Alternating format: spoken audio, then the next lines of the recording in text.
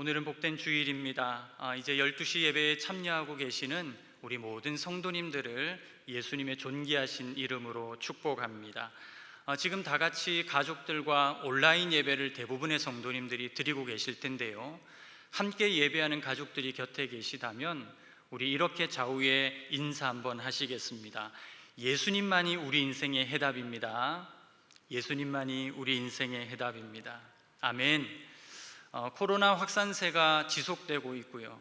연일 무더운 폭염이 계속되고 있는 이때에 우리 사랑하는 성도님들에게 오늘 드려지는 이 주일 예배가 영혼의 단비가 되어 예수님으로 인한 기쁨과 소망이 회복되는 복된 시간 될 수 있기를 주님의 이름으로 축복합니다.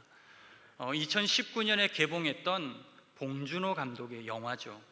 여러분, 기생충이라는 영화를 다들 기억하실 겁니다. 이 영화는 개봉한 그 이듬해인 작년 2월이었습니다. 제92회 아카데미 시상식에서 작품상, 감독상, 그리고 각본상, 국제장편 영화상 등 4관왕을 휩쓰는 기염을 토합니다. 영화 기생충은 여기에 그치지 않았고요. 그해 일어났던 각종 시상식에서 무려 89개의 상을 휩쓰는 진기록을 보여주고 있습니다. BTS 음악에 이어서 이제 영화 산업까지 세계를 정복해가는 한류의 힘, 또 한국 문화의 자부심을 새삼 느낄 수 있던 작년 한 해가 아니었나 생각합니다. 평론가들은 다 같이 말합니다. 이 영화는 세세하고 디테일한 대본에 블랙 유머를 더하고 또 배우들의 열연과 또 신랄한 현실 풍자가 아주 조화를 이루면서 잘 어우러졌다는 겁니다. 실제로 이 영화는 현실을 아주 우아한 방식으로 풍자합니다. 그러나 여러분, 영화는 영화일 뿐 이 영화가 던져놓고 있는 사회적인 물음에 대해서는 아무도 고민하는 사람이 없고 대답하는 사람도 없습니다. 영화 기생충은 경제적인 불평등이 점차 극심해져서 이제는 계층 간의 선이 너무나 명확하고 두터워지므로 이제는 선을 넘어가지 못하는 사회적 약자에 대한 이야기를 그리고 있습니다. 여러분, 미국의 심리학자 윌리엄 제임스라는 분이요, 연극적 감수성이라는 말을 했습니다. 무슨 말이냐? 허구 세계에 존재하는 약자에 대해서는 우리가 무한 애정과 동정심을 표하면서도 실제 내 현실에서 마주하는 불쌍한 사람에 대해서는 여전히 무관심하고 차가운 태도를 보이는 심리를 말하는 겁니다. 여러분, 이것은 마치 영화 기생충을 관람하면서 그 영화에 등장하는 주인공 인물들이죠. 너무나 불쌍한, 너무나 연약한 그 인물들에 대해서는 우리가 감정이입을 합니다. 그리고 그들에게 무한한 응원의 메시지를 보내면서 동정심과 긍휼의 마음을 품고 있지만 영화가 끝난 이후에 막상 내 현실의 자리로 돌아와서 만나게 되는 여러 어려운 사람들을 보면서도 여전히 냉담하고 싸늘한 감정을 가지고 있는 우리에게도 보여지는 심리입니다. 여러분, 윌리엄 제임스는 바로 이러한 심리를 꼬집어서 이 연극적 감수성이 하나의 거대한 속임수와 같다고 말하는 것입니다. 여러분, 우리가 연극이나 영화를 보면서 불쌍한 등장인물들을 우리가 감정이입을 합니다. 그들에게 동정심을 내보이고 또 때로는 그들을 위하여 눈물을 흘릴 때도 있습니다. 그러면서 우리 자신을 향하여 뭐라고 생각하는 겁니까? 그래, 난 이마만큼 약자를 동정하고 불쌍히 여길 줄 아는, 그래도 아직은 난 괜찮은 사람이야 라고 생각한다는 것입니다. 여러분, 우리가 살고 있는 이 세상은 어느 정도 상당 부분 공정과 공의가 실종된 세상입니다. 너무나 많은 부조리가 존재해요. 편견과 차별이 엄연히 존재하는 세상입니다. 사실 영화 기생충은 아주 우아한 방식으로 우리에게 이러한 현실을 풍자하면서 질문을 던지고 있지만요, 세상은 이에 대하여 연극적 감수성만 보일 수 있을 뿐이에요. 아무런 해답을 내놓지 못합니다. 아니, 정확히 말해서 해답을 줄 수 있는 지혜도 없고요, 능력도 없는 것이죠. 좀 더 이 영화를 들여다보면요, 여러분 영화의 배역 가운데 상류층 박사장으로 등장하는 배우 이선균 씨가 있습니다. 여러분 이 이선균 씨가요, 영화 속에서 많은 사람들이 기억할 만한 이런 유명한 대사를 남겼는데요, 선을 넘는 사람을 내가 제일 싫어해. 선을 넘는 사람을 내가 제일 싫어한다는 말을 했습니다. 여러분, 그가 말하는 것처럼 세상은 끊임없이 선을 긋고 선을 만듭니다.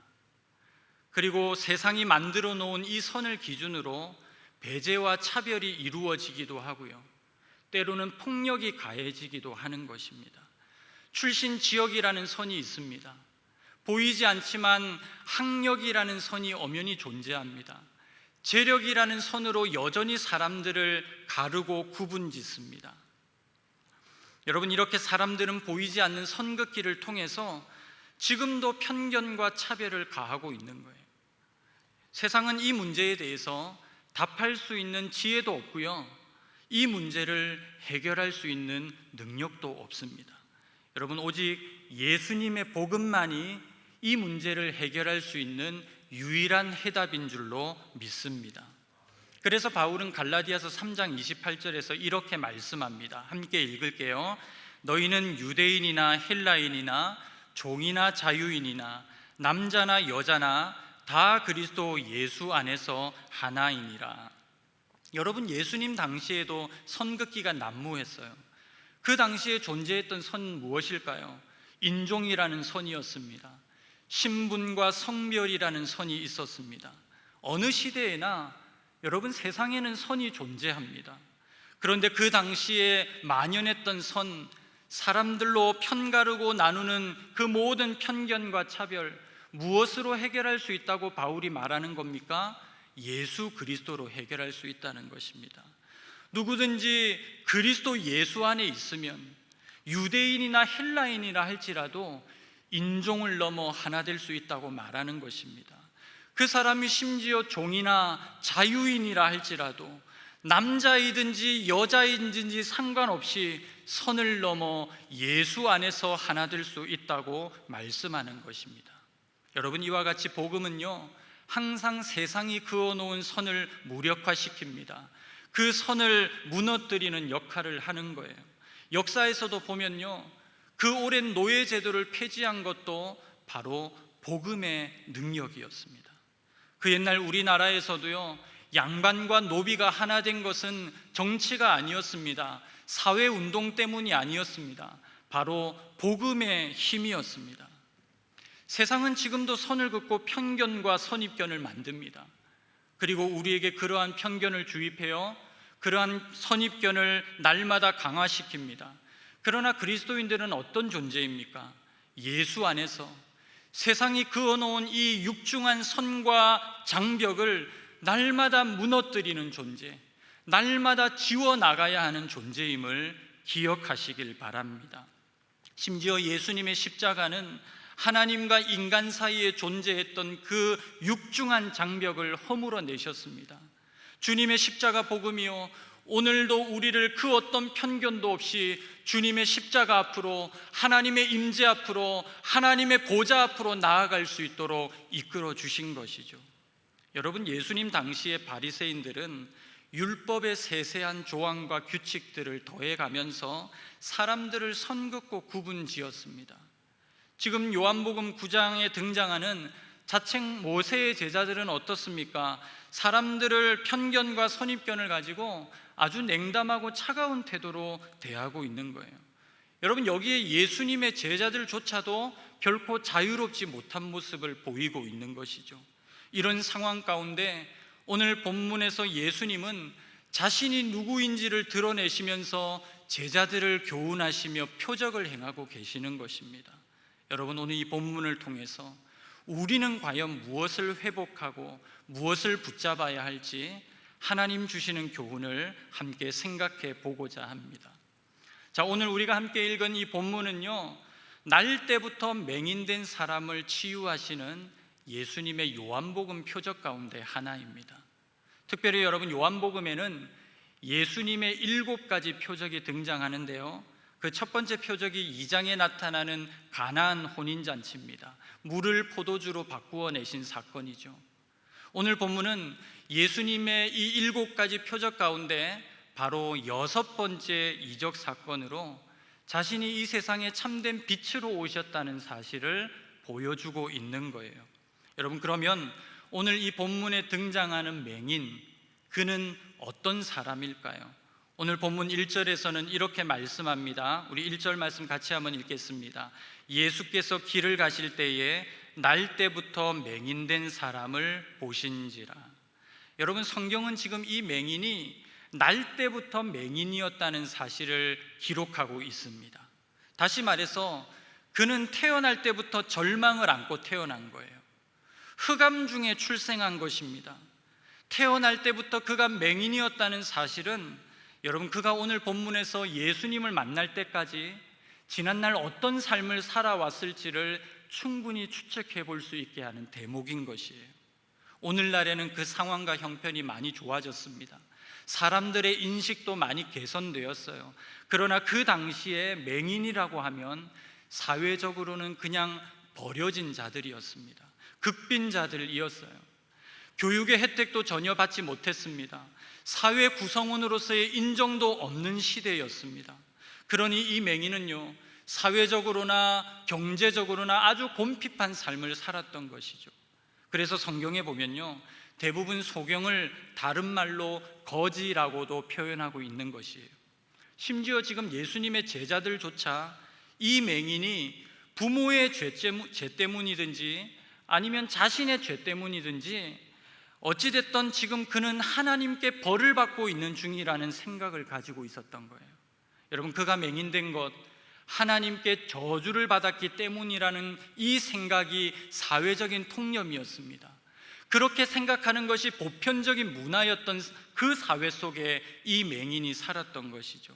그러니 여러분, 이 맹인은 어디를 가나 사람들의 따가운 눈총을 받았습니다. 위로와 따뜻한 말을 건네받기는커녕 그는 사람들로부터 냉소와 비난을 들어야만 했습니다. 여러분, 맹인이 지금 이와 같이 평생을 살아왔다고 한번 생각해 보십시오. 단순히 지금 그가 앞을 보지 못하는 그 일만 장애였겠습니까? 그 일만 그의 질병이었겠습니까? 그는 어딜 가나 사람 이하의 대접을 받았습니다. 자존감이 바닥을 쳤을 거예요. 남들처럼 하나님 앞에 스스로 나아갈 수 있는 방법이 없습니다. 그렇다고 자신을 환영해 주는 사람들이 있는 것도 아니에요. 그는 어디를 가나 자신을 욕하고 무시하고 저주하는 사람들로 인하여 날마다 절망하고 또 절망했을 겁니다. 여러분, 여기까지 우리가 한번 생각해 본다면 오늘 이 맹인은 육체만 병들어 있는 것이 결코 아닙니다. 그는 마음이 병들어 있습니다. 더 나아가 그의 인생 자체가 썩어 병들어 있는 상태인 것이죠. 여러분, 앞을 보지 못하는 이 맹인은 지금 눈만 아픈 게 아닙니다. 그의 인생이 어둠이었습니다. 그의 인생 자체가 흑암 중에 있었던 거예요. 사실 여러분, 인생의 질병이라는 것은 육체의 질병보다 훨씬 더 심각한 것입니다. 왜냐하면 육체의 질병은 그 증상이 드러나기라도 하지만 인생의 질병은 쉽게 자각하기 어렵기 때문이에요. 여러분, 질병 가운데 가장 치명적인 병이 무엇일까요? 그것은 자각 증상이 없는 병입니다. 오랜 기간 동안 심각하게 몸이 병들어 가면서도 내가 지금 아픈 줄 느끼지 못하고 자각하지 못하기 때문에 하루아침에 심각한 국면으로 나타나기 때문인 것이죠. 여러분, 인생의 질병이 이와 같습니다. 사람들은 자기 인생이 병들었다는 사실을 쉽게 깨닫지 못합니다. 하나님을 대적하고 하나님의 원수와 같은 삶을 살아가면서도 나는 하나님을 대적한 일이 없다고 말해요. 내 인생은 지금 아무 문제가 없다고 말하는 거예요. 나는 여전히 혼자서도 잘할 수 있고 내 인생 스스로를 책임질 수 있다고 말하는 것입니다. 그러나 여러분, 이와 같이 하나님의 간섭받기를 싫어하는 마음 자체가 인생의 질병입니다. 하나님 없이도 나는 여전히 잘 살 수 있다는 그 생각 자체가 심각한 인생의 질병인 것이죠. 하나님 보실 때 그런 인생은 여전히 어둠입니다. 흑암 중에 있는 것이에요. 그러니 여러분, 우리가 다 날 때부터 맹인된 자들이었던 거예요. 하나님과 단절된 인생이었습니다. 고통과 절망이 교차하는 인생이었습니다. 스스로를 책임지지 못하는 인생이 바로 우리의 모습이었던 거예요. 날 때부터 죄악 중에 출생했습니다. 하나님 간섭받기를 싫어하는 마음이 우리의 심령 속에 가득합니다. 그런데 우리는 자신이 맹인이라는 사실을 깨닫지도 못한 채 모든 것을 본다고 말합니다. 실제로는 아무것도 보지 못하면서 모든 것을 판단합니다. 모든 것을 평가내립니다. 선을 긋고 정죄합니다. 편견과 온갖 선입견에 사로잡히는 거예요. 그래서 요한복음 9장 41절에서 예수님은 이와 같이 스스로 모든 것을 본다고 말하는 자들에게 경고하시면서 이렇게 말씀하십니다. 41절입니다. 예수께서 이르시되 너희가 맹인이 되었더라면 죄가 없으려니와 본다고 하니 너희 죄가 그대로 있느니라. 여러분, 하나님이 내 인생의 도우심임을 절감하지 못하는 인생, 나는 하나님이 필요하지 않다고 말하는 인생, 하나님을 절대 의존하지 못하는 모든 사람이 날 때부터 맹인된 사람입니다. 그런 인생에는 깊은 좌절과 절망이 있습니다. 그러면서도 자신에게 예수님이 필요하다는 사실을 깨닫지 못하는 거예요. 겸손히 그분의 구원을 갈망하지 못한 채 스스로 의인 행세하는 모든 자들이 영적 소경이자 맹인인 것입니다. 여러분, 아무튼 오늘 본문에서 예수님은 지금 제자들과 함께 길을 걸어가시면서 날 때부터 맹인된 이 사람을 보셨습니다. 이때 제자들은 평소에 그들이 가지고 있었던 궁금한 질문, 해결되지 아니한 질문을 예수님께 던지는 거예요. 2절에 이렇게 말합니다. 우리 같이 읽을게요. 제자들이 물어 이르되 랍비여, 이 사람이 맹인으로 난 것이 누구의 죄로 인함이니까? 자기니까? 그의 부모니까? 여러분, 지금 제자들의 이 질문은요, 단순한 호기심에서 발동한 질문인지 아니면 유대인들의 오랜 신학적인 논쟁에 의한 질문인지는 우리는 잘 알 수 없지만 분명한 사실은 뭐예요? 지금 이 질문이 맹인의 입장에서는 대단히 폭력적으로 들렸을 질문이라는 것입니다. 여러분, 지금 예수님과 제자들의 눈앞에 있는 맹인을 한번 생각해 보십시오.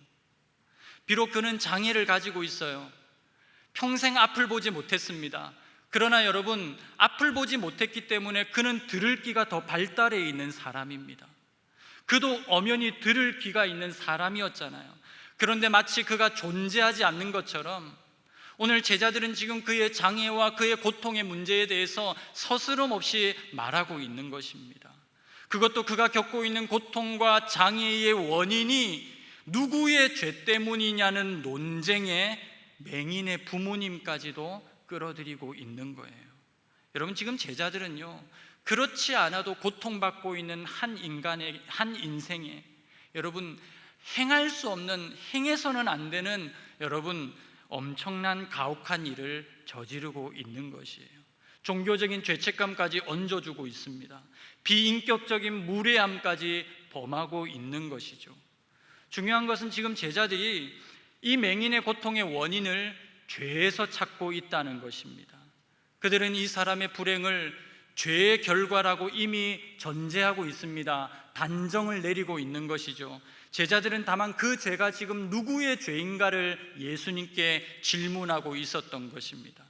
여러분, 단지 제자들만 이런 시각을 갖고 있는 것은 아닙니다.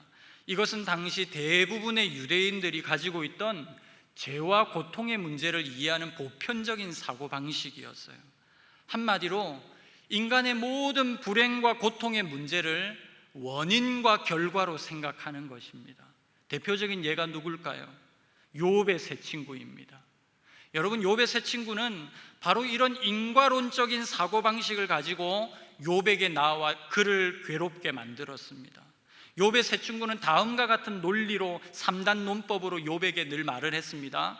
하나님은 죄를 범한 악인에게는 반드시 재앙을 내리신다. 너는 지금 재앙을 당하고 있다. 그러므로 너는 악한 죄를 범한 죄인임에 틀림없다. 여러분, 이런 사고방식으로 욥에게 다가와 위로한답시고 그에게 말하는 이 세 친구로 인해서 욥은 무척이나 괴로운 시간을 보냈습니다. 여러분, 사실 유대인만 이런 시각을 갖고 있는 것도 아니죠. 우리도 이런 시각으로 문제를 바라볼 때가 얼마나 많이 있는지 몰라요. 신앙이 없는 사람들은 어떻습니까? 사업에 실패하거나 시험에 떨어지게 되면 운이 없어서 사업에 실패했다, 지금은 내가 최선을 다하지 못해서 아직까지는 실력이 모자라기 때문에 내가 시험에 떨어졌다는 식으로 생각하고 넘어가기도 합니다. 그런데 신앙을 가진 사람들은 어떻죠? 사업에 실패합니다, 시험에 떨어집니다, 교통사고가 일어나는 것과 같은 인생의 좌절과 불행이 찾아오면 반사적으로 어떤 생각을 먼저 합니까? 내가 신앙생활을 잘 못해서, 최근에 주일 성수를 잘 못해서 하나님이 나를 치신 것은 아닌가, 이런 생각을 하는 것입니다. 그리고 본인만 그런 생각을 하는 것이 아니라 주변 사람들도 그런 생각으로 나를 바라볼 것만 같아서 마음이 어때요? 이중적으로 무거워지는 것입니다. 여러분, 사실 우리 인생에 찾아오는 고난과 고통의 문제는요, 그 자체만으로도 너무나 힘겹고 무거운 것입니다. 그런데 사람들의 편견 어린 시선이 있습니다. 게다가 나의 잘못된 선입견까지 더해져서 우리는 그 고통을 날마다 가중시키며 살아가고 있는 것이에요. 얼마나 안타까운 모습입니까? 오늘 본문 2절에서 제자들이 던지고 있는 질문도 마찬가지입니다. 누구의 죄로 이남이니까? 이 맹인이 날 때부터 앞을 보지 못하고 평생 이런 고통과 서러움을 당하고 살아가는 것이 과연 누구 책임입니까? 라는 질문 앞에 여러분, 우리는 죄책감을 더하고 서로 고통을 주고받으면서 힘겨운 삶을 살아가고 있는 것입니다. 이러한 제자들의 질문 앞에 오늘 예수님은 어떤 반응을 보이십니까? 날 때부터 맹인된 사람에게 죄자들조차 그 인생을 단정짓고 평가해버렸지만 오늘 예수님은 전혀 다른 반응을 보이고 계십니다. 제자들은 이 맹인이 누구의 죄로 인하여 저주를 받았는지를 질문했지만 예수님은 이러한 질문의 방향 자체를 거부하세요. 오히려 동문서답하십니다. 전혀 다른 반응을 보이고 계시는 거예요.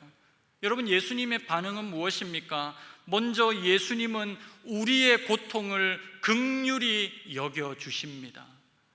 지금 예수님은 날 때부터 맹인된 사람의 고통을 주목하여 보고 계시는 거예요. 오늘 본문 1절입니다. 우리 1절의 말씀 다시 한번 읽어보겠습니다. 예수께서 길을 가실 때에 날 때부터 맹인된 사람을 보신지라. 여러분, 성경은 지금 날 때부터 앞을 보지 못하는 한 인간과 그를 바라보고 계시는 예수님을 대비시키고 있는 거예요. 보지 못하는 맹인은 그 자체로 고통이요 절망입니다. 그런데 그를 바라보고 계시는 예수님이 계시기 때문에 그에게는 여전히 소망이 있는 거예요. 지금 날 때부터 맹인된 이 사람은 예수님이 자기 앞에 와 있다는 것도 알지 못해요. 보지 못합니다. 하지만 예수님은 맹인을 보고 계시는 거예요. 더 나아가 그의 고통을 주목하고 계시는 겁니다. 여러분, 이것이 복음이에요. 이것이 우리의 소망인 줄로 믿습니다. 절망 중에 있는 인간에게 전혀 관심이 없는 하나님을 생각해 보십시오. 우리의 고통을 전혀 들여다보지 않으시는 무정한 하나님, 무관심한 하나님을 한번 상상해 보십시오. 그것이야말로 우리 인생의 재앙 아니겠습니까? 그런데 오늘 본문에 보면요, 제자들은 맹인의 고통에 관심이 없습니다. 본문을 읽지는 않았지만 12절 이후에 등장하는 바리새인들조차도 이 맹인의 고통에 관심이 없습니다. 그에게 나타난 기적과 치유에 대해서도 싸늘합니다. 여전히 냉담합니다. 그 누구도 이 맹인의 아픔에 귀 기울이지 않아요. 그 누구도 이 맹인의 아픔을 들여다보지 않습니다. 불쌍히 여기지 않습니다. 오히려 그를 향하여 선을 긋고 외면합니다. 그를 판단하고 정죄해버립니다. 아무도 그를 주목해 보지 않았지만 오늘 예수님은 그를 주목하여 보고 계시는 거예요. 그의 고통과 그의 절망에 관심을 가지고 귀를 기울여 주십니다. 예수님이 보실 때에 이 맹인 거지야말로 상한 갈대요 꺼져가는 심지였던 것입니다. 그가 이 땅에 오신 이유였던 것이죠. 모두가 그를 인격이 없는 사물로 대했지만 예수님만큼은 그를 사람으로 대해 주신 것입니다. 모두가 그를 냉담한 시선으로 바라보았어요. 하지만 예수님만큼은 그를 따뜻한 애정과 긍휼의 눈빛으로 바라보아 주신 것입니다. 그러면서 이 맹인이 이 제자들의 가혹한 질문을 혹여나 들었을까 하여 급히 대답하시는 거예요. 3절입니다. 같이 읽을게요. 예수께서 대답하시되 이 사람이나 그 부모의 죄로 인한 것이 아니라 그에게서 하나님이 하시는 일을 나타내고자 하심이라. 아멘. 여러분, 예수님은 지금 이 사람이 맹인된 것이 본인 탓도 아니고 부모 탓도 아니라고 말씀하시는 겁니다. 물론 이 말씀이요, 이 사람이나 그 부모가 전혀 죄를 짓지 않는 의인이라는 의미가 아니에요. 이것은 그가 날 때부터 맹인된 일이 자신의 죄냐 부모의 죄냐를 따지는 일이 무익하다는 겁니다. 그것이 그리 중요한 문제가 아니라는 것이죠. 무엇이 중요합니까? 오히려 예수님은 가장 먼저 이 맹인에 대하여 긍휼의 마음을 품어주시는 것입니다. 모두가 그를 죄인 취급하고 모두가 그를 쓸모없는 인간으로 여겼지만 예수님만큼은 그를 통해서도 하나님이 하시는 일이 드러날 수 있다, 그를 통해서도 하나님이 행하시는 큰 일이 나타날 수 있는 소중한 한 사람으로 바라보셨던 것입니다. 제자들은 지금 이 불행이, 이 사람의 고통이 누구의 책임이냐고 물었지만, 여러분, 우리 인간의 불행과 고통이요, 어느 누구도 인간이 책임질 수 있는 문제가 아니잖아요. 우리 모든 인간은 병든 인생의 가해자인 동시에 피해자인 것입니다. 우리는 그렇게 병든 인생을 수고롭게 짊어지고 살아가는 거예요. 결국 사람들끼리 서로 원망하고 사람들끼리 서로 손가락질하고 서로가 서로에게 책임을 묻고 탓한다 한들 우리 인생은 결코 치유되지 않습니다. 상태가 조금 더 호전되거나 회복되는 게 아니라는 거예요.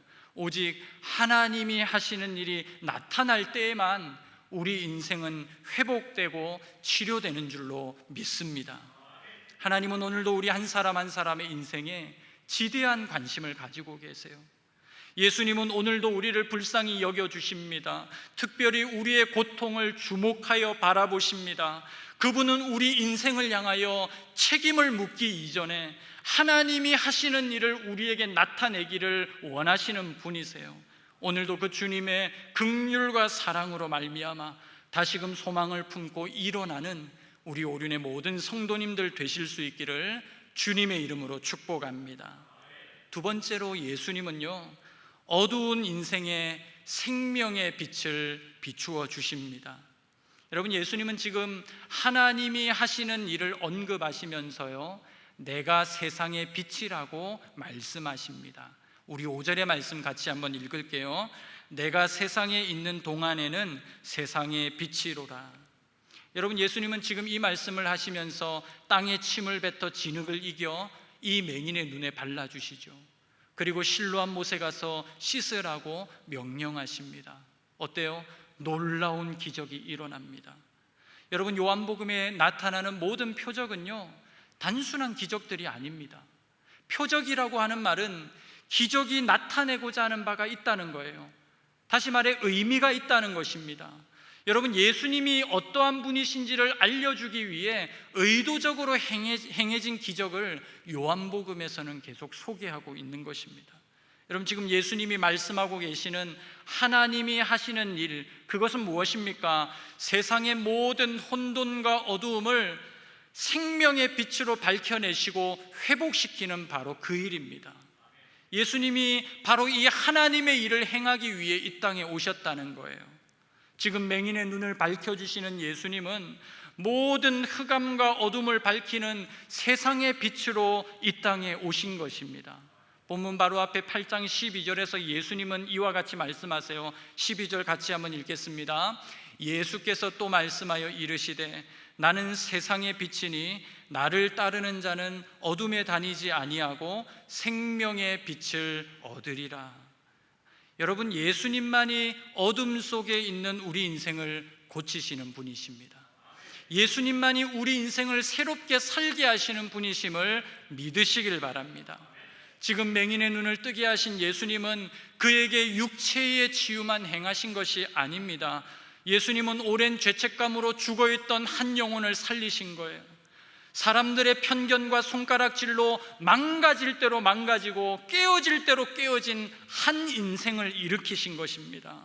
흑암과 죽음 속에 있던 한 영혼을 참된 빛과 생명의 자리로 옮겨내신 거예요.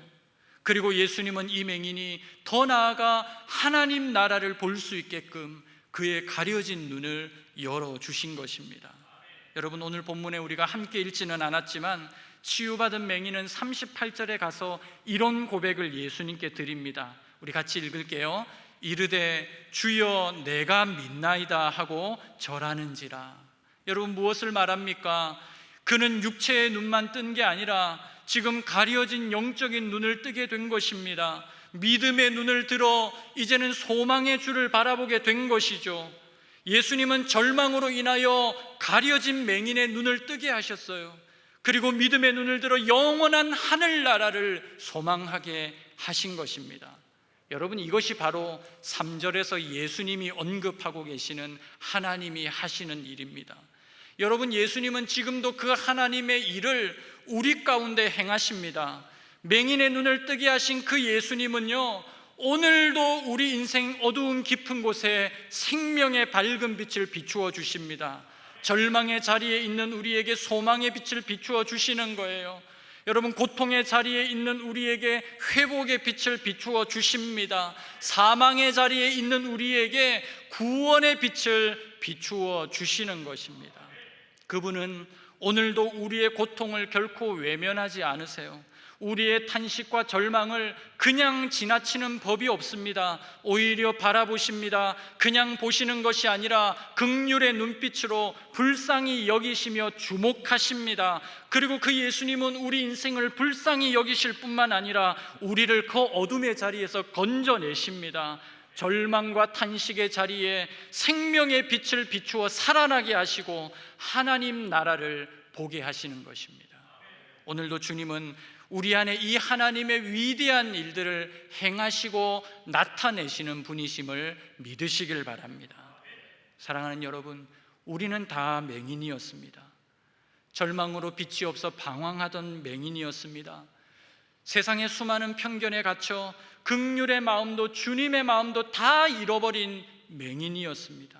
그러니 지금도 우리는 매일마다 예수님의 긍휼이 필요한 자들이요, 예수님의 빛이 필요한 자들입니다. 오늘도 주님은 생명의 빛을 내 안에 비추어 절망과 어둠으로 보지 못하는 내 안에 맹인을 눈뜨게 하십니다. 주님은 오늘도 내 안에 생명의 빛을 비추어서 제자들과 같이 편견과 선입견에 사로잡혀 주님의 눈으로 세상을 보지 못하는 가려진 눈을 열어주시는 거예요. 주님만이 내 인생을 밝히시는 생명의 빛이요 구원의 빛이 되시는 겁니다. 오늘도 내 인생을 긍휼의 눈빛으로 바라보시면서 나를 불쌍히 여기며 주목하시는 예수님 바라보실 뿐만 아니라 생명의 빛을 비추어 어두운 내 인생을 밝히시며 모든 인생을 밝혀내시는 그 주님을 만나실 수 있기를 축복합니다. 여러분, 1820년 미국 뉴욕의 작은 마을에 한 여자아이가 태어납니다. 그녀는 태어난 지 고작 6주 만에 의사의 실수로 시력을 잃어버리게 돼요. 한마디로 이제 앞을 보지 못하는 평생 맹인으로 살게 된 것입니다. 엎친 데 덮친 격으로 그의 사랑하는 아버지는 몇 날이 못 되어 중병에 들어 세상을 떠나게 됩니다. 이제 겨우 21살의 젊은 나이에 과부가 되어버린 그녀의 어머니는요, 이제 앞을 보지 못하는 불쌍한 이 딸을 온전히 케어하고 돌보지도 못한 채 남의 집을 전전하며 가난한 생계를 꾸려가게 됩니다. 여러분 한번 생각해 보십시오. 태어난 지 6주 만에 시력을 잃었어요. 그리고 몇 날이 못 되어 아버지는 세상을 떠나게 됩니다. 엄마의 돌봄도 제대로 받지 못한 채 가난한 어린 시절을 보내요. 그러나 그녀는 자신의 처지를 비관하지 않습니다. 가지고 있는 자신의 장애를 불행으로 여기기를 거부합니다. 오히려 평생을 하나님께 감사의 고백을 안고 살아가는 것입니다. 이 여인이 바로 페니 크로스비 여사입니다. 그녀는 자막에 나오는 것처럼 우리가 너무나 사랑하고 즐겨 부르는 수많은 찬송가의 찬송시를 지었습니다. 그녀가 일생 동안 지은 찬송시만 해도요 무려 1만 여편이 넘는다고 합니다. 이 찬송가 참으로 은혜롭다, 누가 지었나 하고 살펴보면 영락없이 크로스비입니다. 오늘 우리 찬양팀에서도 이 찬양을 함께 불렀었는데요, 찬송가 288장 예수를 나의 구주 삼고를 보면 2절에 이런 가사가 나옵니다. 온전히 주께 맡긴 내 영, 사랑의 음성을 듣는 중에 천사들 왕래하는 것과 하늘의 영광 보리로다. 3절의 가사는 더 기가 막힙니다. 주 안에 기쁨 누림으로 마음의 풍랑이 잔잔하니 세상과 나는 간 곳 없고 구속한 주만 보이도다. 그녀는 평생을 맹인으로 살았습니다. 그래서 우리가 보는 것을 보지는 못했지만 오늘 찬송가의 가사에 그녀의 고백대로 그녀는 주님의 사랑스러운 음성을 들었습니다. 하늘의 영광을 보았다고 합니다. 천사들이 왕래하는 것도 믿음의 눈으로 보았고요, 주 안에서 누리는 충만한 기쁨으로 사랑하는 주님을 늘 보는 삶을 살았던 것이죠. 그런데 누가 이런 그녀를 향해 이 사람이 맹인된 것이 누구의 죄로 인함이니까라고 질문할 수 있겠습니까? 여러분, 누가 맹인일까요?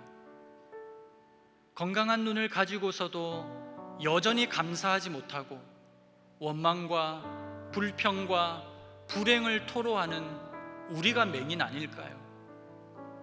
여러분, 누가 맹인이겠습니까? 제자들처럼 내가 가진 좁은 생각으로 모든 것을 판단하고 단정 내리면서 온갖 편견과 선입견으로 세상을 바라보고 있는 우리가 바로 맹인인 것입니다. 그러니 오늘도 우리는 예수님의 밝은 빛이 정말로 필요한 자들이에요.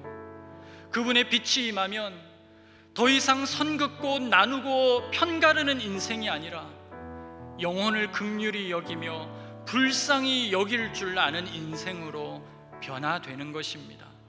생명의 빛이 임하면 하나님이 하시는 일을 비로소 보게 되는 것이에요. 그러면 내 인생의 어둠과 모든 절망은 더 이상 절망이 아닙니다. 빛이 임하면 이 모든 어둠도 그분의 영광이 드러날 재료가 되는 것이에요. 여러분, 지난 주일까지 우리 사랑하는 담임 목사님을 통하여 몇 주간 동안 계속적으로 나누었던 말씀 기억하시죠? 나를 믿는 자는 내가 하는 일을 그도 할 것이요 또한 그보다 큰 일도 하리니.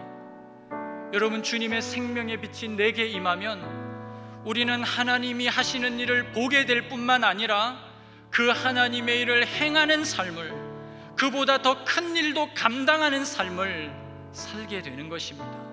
빛의 통로로 쓰임받는 거예요. 빛의 자녀로 살아가는 인생이 되는 것입니다. 그 생명의 빛 되신 예수님으로 말미암아 오늘도 어둠의 자리에서 밝은 빛 가운데로 나아와 이제는 영혼을 긍휼히 여기는 마음을 품고 빛의 자녀로 행하고 살아가는 우리 모든 오륜의 성도님들 될 수 있기를 주님의 이름으로 축복합니다. 우리 이 시간 찬양으로 하나님 앞에 영광 올려드리며 기도로 나아가겠습니다.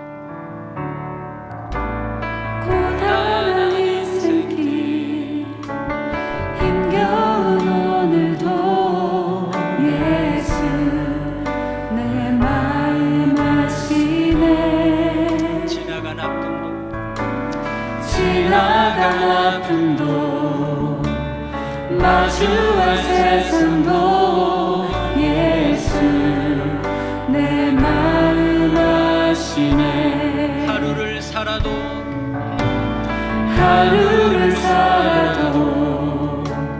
기쁨으로 가리.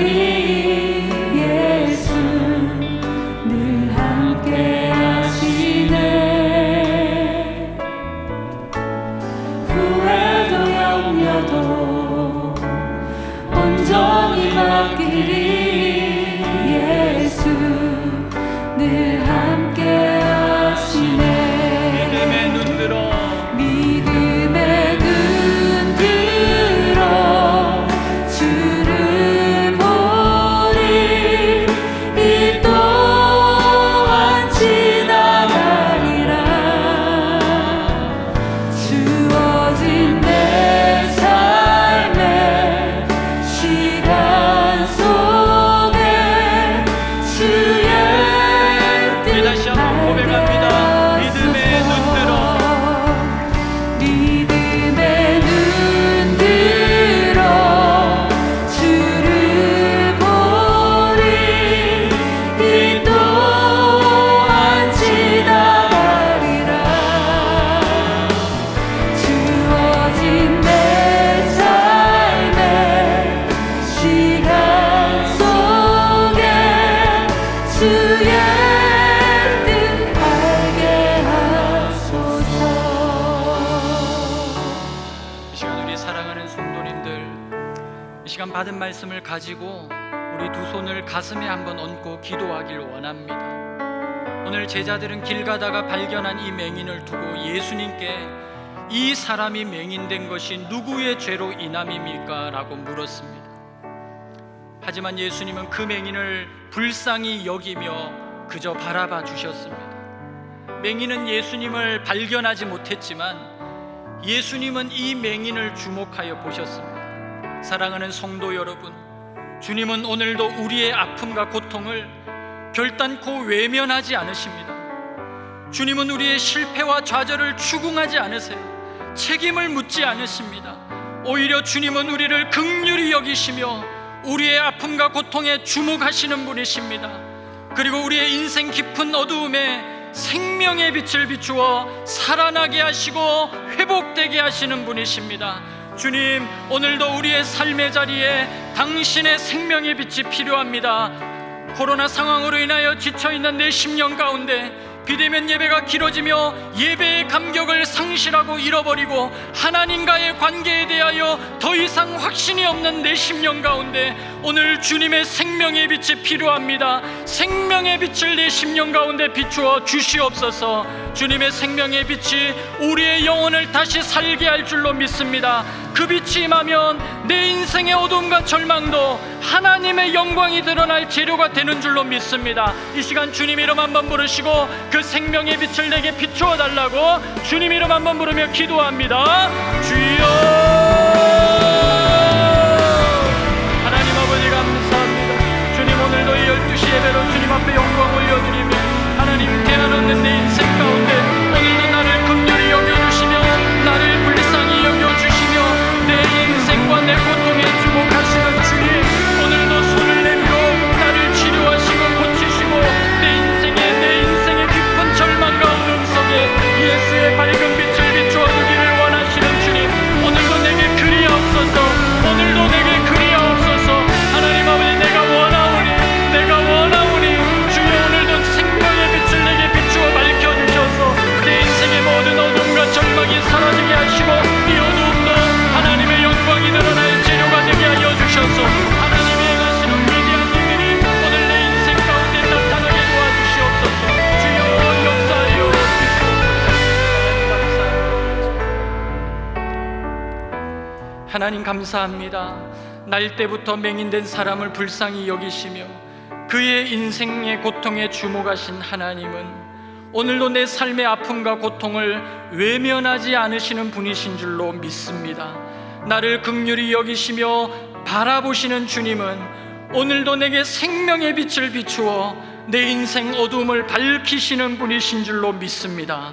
오늘도 빛 대신 예수님을 내 안에 모셔드립니다. 모든 영적 어둠이 사라지게 하시고 내 안에 편견과 왜곡된 시선으로 가려진 눈이 뜨여지게 하셔서 참된 하나님 나라를 보는 삶, 소망하는 인생이 되게 하여 주시옵소서. 이제는 우리 주 예수 그리스도의 은혜와 하나님 아버지의 다함없는 사랑하심과 성령 하나님의 위로교통 충만하심의 은총이 오늘도 내 인생을 긍휼의 눈빛으로 바라보시며 생명의 빛을 비추어 회복시키시는 그 예수님으로 말미암아 참된 소망과 능력을 경험하기를 원하는 우리 오륜의 모든 가족들과 우리 오륜교회 위에 이제로부터 영원까지 함께 하시기를 간절히 축원하옵나이다. 아멘.